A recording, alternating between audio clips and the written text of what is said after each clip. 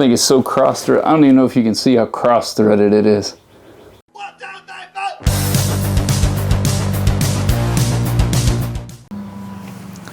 Hi, I'm Rob Ingram. Welcome to my channel. Thank you for stopping by. If you don't mind, think about subscribing and give me some feedback on how I'm doing. Welcome to part one of the 1967 Econoline taking out the seats and part of the doghouse apart and putting oil down inside the pistons to try to get them, loosened up so we can actually try to crank this thing on Friday. I was going to do this just in one big long video, but it became quite lengthy, so it's actually going to be broken into two pieces. And this is part one, just taking out the seats. Thanks, guys.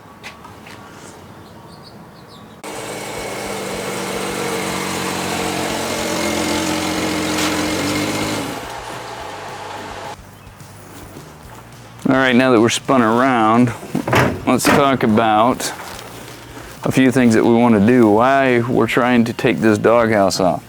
Now, I also spun around because I have my new toolbox in the back of the van to where I can actually work out of it a little bit better. My old toolbox was a little inadequate. And yes, the size of your toolbox matters. Yes, definitely. But anyways, let's talk about the essentials for what you want to start with. Now, when we're taking these things apart, sometimes old cars, bolts, nuts, all that stuff is hard to come by. So what I typically do is I get a good marker. I get some kind of Tupperware bowl. I stole that in my kitchen, so my wife will probably kill me. And Ziploc bags. And then just label stuff as you take it apart. Trust me, it'll make your life so much better. I don't know how many times I've said I've done it. Oh, the other thing, even though it's hot as hell out here right now, you gotta have coffee. So, still morning time for me. But anyways, let's go take a look over at the 67 here and see what we're planning to do. So, we're gonna take the doghouse apart today. We're gonna rip out the seats in the front since there's only two seats. Hopefully no other surprises we run into, like something welded down. We're going to take all the bolts out of the doghouse, take the doghouse apart. That will completely expose the engine. And based on that, we'll be able to take out the plugs and get some Marvel Mystery oil down into each one of the plugs and let it sit for a day or two. You got to, man. These engines have been sitting for a long time, and you'll never get a story on how long they've actually been sitting. 5, 10, 15. Just assume it's way longer than it should have, and that you need to put something in there, let it soak, have patience. A little bit of patience will go a long way when you start messing with these things. Okay, so I am shocked at how good this van looks with everything ripped out of it. I mean, let me show you this thing. Look at it. It's still just, oh, that ain't what we wanted to do. I mean, look at that. It is so nice to be able to come in here and just see it. The only thing I have is from that brake that I've got to sort out. And then I found a brand new vent, which is score. Man, it looks so good. There's the Marvel Mystery oil we'll be using today. Now, one of the surprises I found is, as you can see, that should be interesting. I don't know how that's being held down. But anyways, the doghouse itself are all 1/2-inch bolts for the most part. You take them apart and everything just comes off so easily most times. However, I see a nice big bead of silicone in a couple different places. That's going to make life interesting. I don't know why people use silicone for everything. If it doesn't need to do it, don't use silicone. Anyways, okay, well, let me get some tools and we'll get started pulling these seats out. Once we pull the seats out, you'll see so much easier how to get to that doghouse. I almost forgot one essential tool that I have to have anytime I'm working anything like that, and that is this crazy beard tie. Now, some people call them hair ties, but you know, it doesn't sound manly, and I don't know if you notice, my hair's not the greatest right now anyways, but my beard, woo, we can't be having that. That's There's nothing more aggravating than when your beard gets hung up when you're doing something. So let me show you this. So here's what I found. New bolts, new brackets. Somebody didn't have the correct brackets. And then way back there, they actually did make a foot on it. So these are something somebody came up with. We've got to find something to replace that with. It should look more like these rounded tubes, and you can see the bolt going through it. So I'll take out that driver's side first, and then you'll be able to see how it's supposed to be, and then we'll figure out how to fight that bad boy out. So, all right, let's get after that part first. Now, one of the things I absolutely love about working on these old vehicles is the fact that everything is pretty much a standard size, 9/16 or 1/2 inch. You could almost take this whole thing apart with a 9/16 or a 1/2 inch. So, might need a 5/8 somewhere along the way, but now there's only 4 bolts that hold the seat in, which makes life so much easier. And all I'm gonna do, break them loose, and then I'm gonna use my electric drive, or my electric ratchet. This is the Milwaukee version. Of course, I'm a Milwaukee guy. I like red. If it's hot rod red, it's in for me. But anyways, I mean, I didn't really see a use for them, and then when I used one time, I was like, okay, I'm done. This is a given. This is a no-brainer. So I didn't understand why.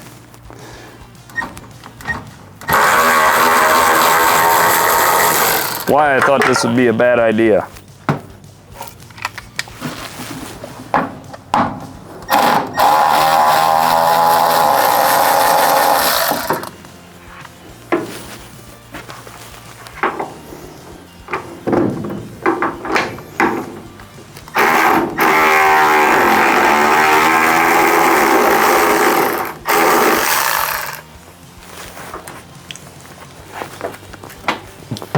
Three, and then the 4th one's a little harder with this guy because it's actually hidden back behind the battery box area.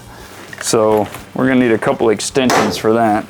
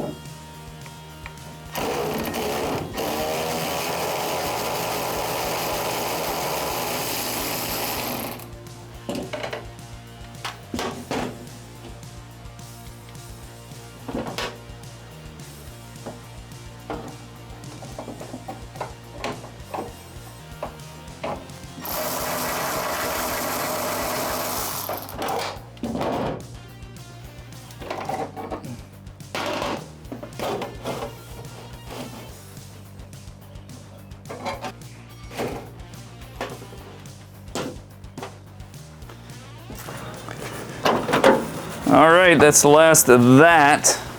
Let's see if we can, it should just lift out pretty easy.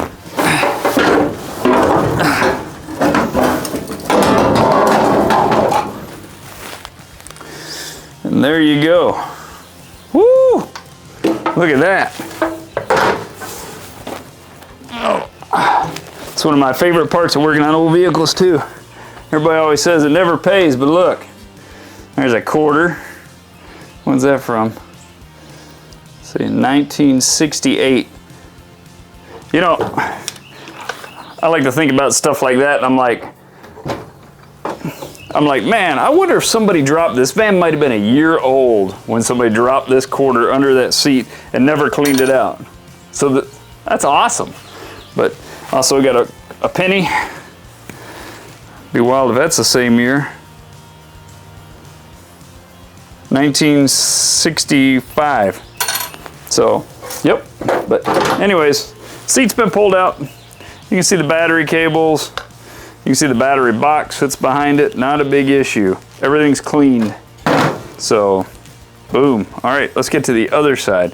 That one's gonna be a little bit different, I have a feeling. That's gonna be a little bit more of a pain. So, all right. Oh, before I forget, let me put my bolts in a bag and get them organized. Now, I'm not sure how anal you want to be when you're doing your project, because it's, I mean, it'll be your project. But I will be labeling these bolts for driver's seat because I don't know what they've done on the other side. These, oh, by the way, just so you know, you have two different sizes. You have the short and you have the long. So be aware of that when you're putting it back together. So let's see. Marker.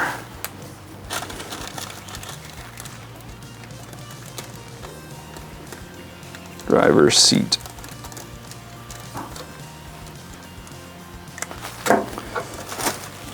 Boom, labeled, stuck in my Tupperware box.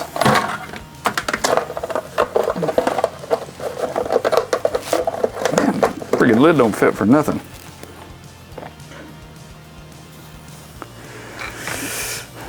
I feel pretty good that was so easy. Let's hope on the next one it goes the same way. I deserve a sip of coffee. All right, let's go again. All right, so based on how easy that one was, this one should be a pie, right? I don't think so. This one has been quite heavily customized, so this is going to be a little bit more of a pain. So, as you can see, this one is highly rusted. I'm pretty sure both of them are. This one shouldn't be too bad. It's probably some crazy millimeter or something or another. And then I have no idea what's holding the back of it, but we're about to find out. Let's go.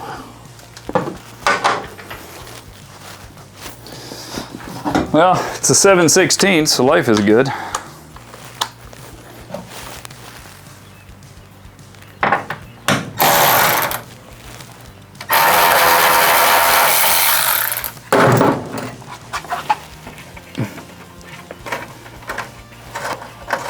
And of course, it's got a nut on the bottom. How bad is that thing going to be? Wow, not too bad.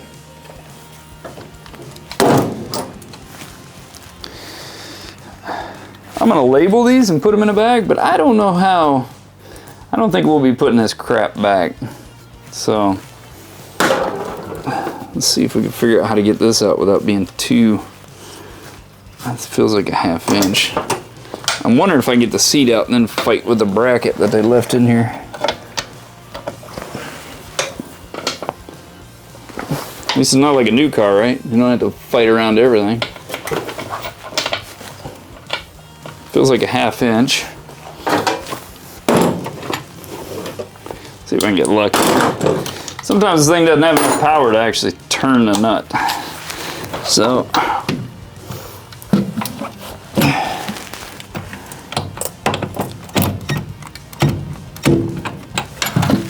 kind of like now. Okay, Rob, just go back old school. Quit you whining. You'd already had it out of there if you just turned it. I know, I know.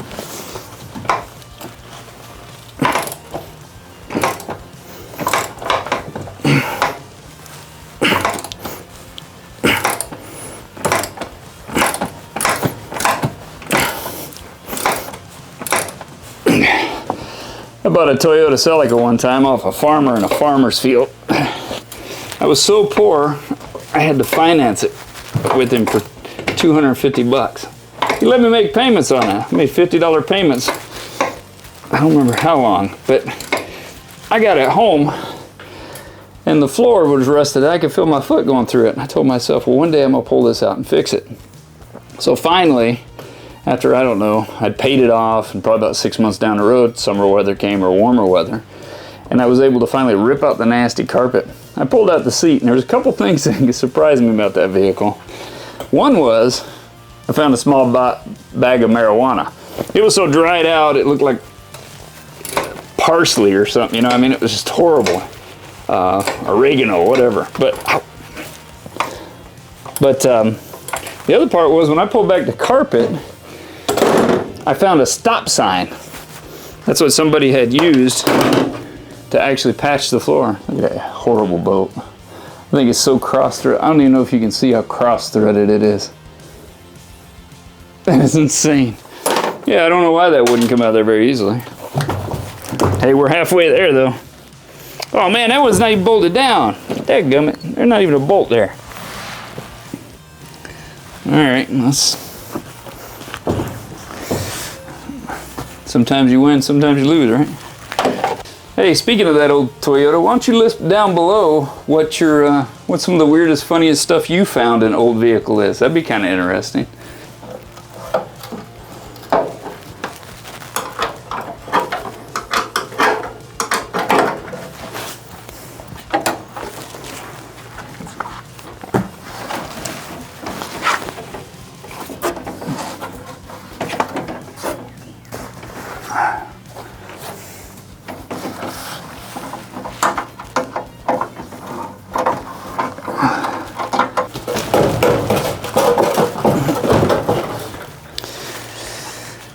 Well, it's loose.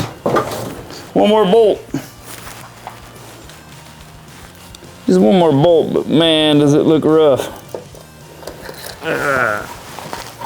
Well, Rob, it's a 60-plus-year-old vehicle.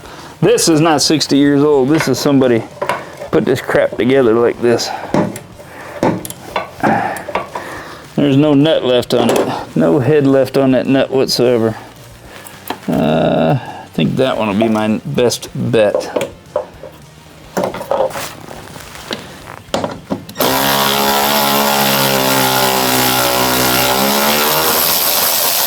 Score!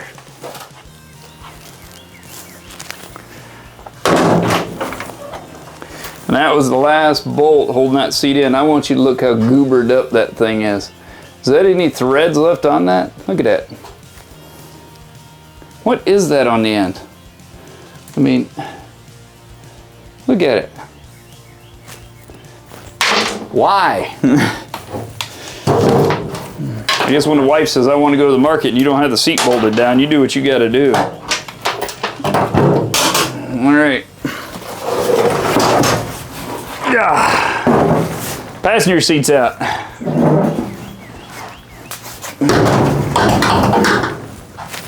Now we just have this crazy bracket to deal with right here.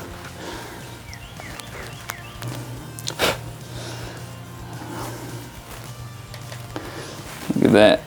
Nice and rusted.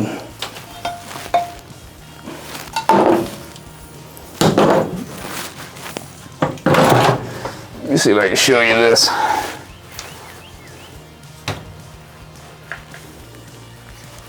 I guess light would be good.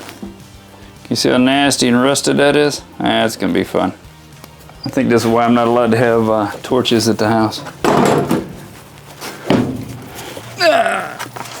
Maybe from the bottom then. Maybe not.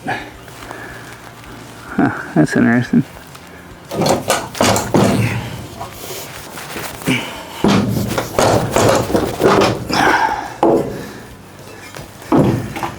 Huh. Well, what's a few extra holes in the floor, right? It's for drainage. Brackets out. All right, that wasn't the plan, but that is what's going to happen.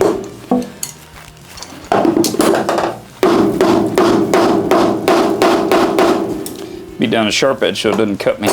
There's some of that there's some of that silicone I was talking about all the way around the front of the doghouse. Oh, see that? That's the doghouse.